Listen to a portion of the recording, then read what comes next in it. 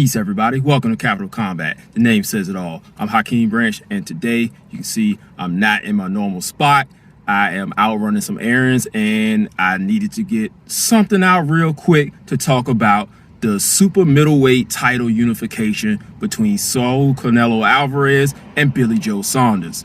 Now, Rob and I were trying to get together so we could do this one, with both of us.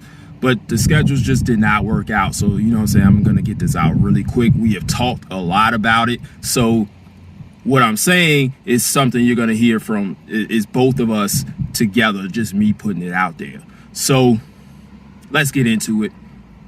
We've got Saunders, who is the WBO title claimant, and he is undefeated. He has been in the title picture for a long time. And probably his best known win is versus David Lemieux several years ago, probably I want to say like 2017, which he boxed his ears off. And that really put him on the radar of a lot of people. Now, Saunders does have great footwork. He's got decent power. He can move very well. And a lot of people think that that could lead to trouble for Canelo. Now, Alvarez, we all know, has the other three super middleweight titles. He's got the WBC, the WBA, and the IBF. And his resume is one that we don't have to question. He has fought just about every single person that there is out there to fight at several weight classes. He's been in there with the best guys, and he's also been in there with some guys who did not belong in the ring with him. Case in point, his last fight versus Abney Yildirim, which was a massacre, which a lot of us expected based on the fighter that he had in front of him. We're not getting that with Saunders. Now, the last time he had somebody in front of him like that was Smith, and we thought that that would be a competitive fight. It turned out not to be. And I'm thinking we get the same thing here again.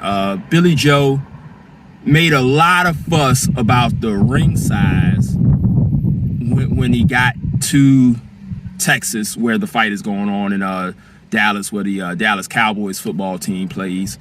And he wanted a larger ring. Canelo gave it to him. Now, the thing is, his promoter has said he's never boxed in a very large ring, which leads you to believe that, with his skill set, being able to move and being able to turn and all that will work out in his favor. I, on the other hand, think it will not, because he's not going to be used to moving around in that much space.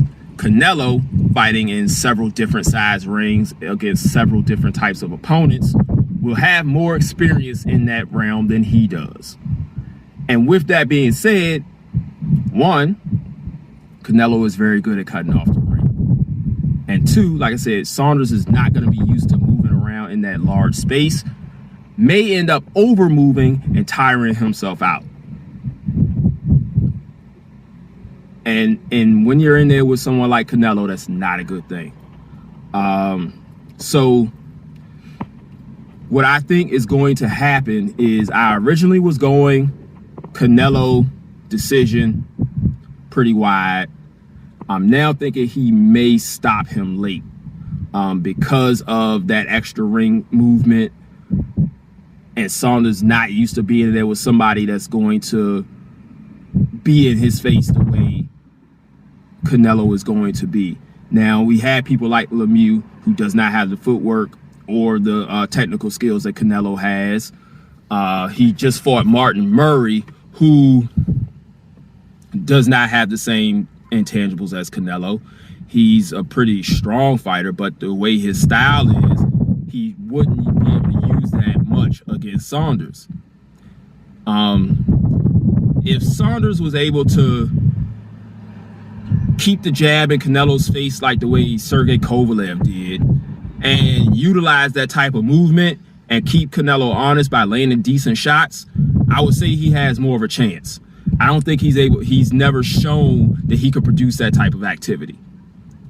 He may show that tonight. I don't think he will, but he could, which is why they fight the fights. But we've seen so much from Canelo, from so many different types of fighters, that I think his ability to cut off the ring, his ability to throw hard shots upstairs and downstairs, his ability to feint punches to where you think he's going one direction and he goes another, is going to confuse Saunders to the point where he's going to get beaten on, he's going to get tired, and ends up possibly being stopped like around the 11th, 12th round. So let me know what you guys think. Hit us up in the comment section. How do you think the fight's gonna go? Do you think Canelo wins by decision? Do you think Canelo wins by knockout? Do you think Saunders pulls off the upset?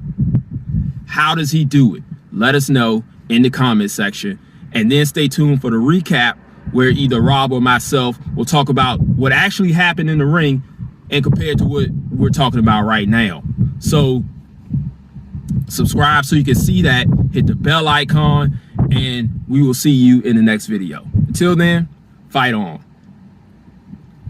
This is round one and you've already lost. They don't seem to see that everything we've done is coming and gone. My fists are on fire, I perform till I perspire. My demons are in a rage, keep thinking that it's a game. I kick crime, hurricane, I told them I don't play, I'm liquid. Black Street Fighter.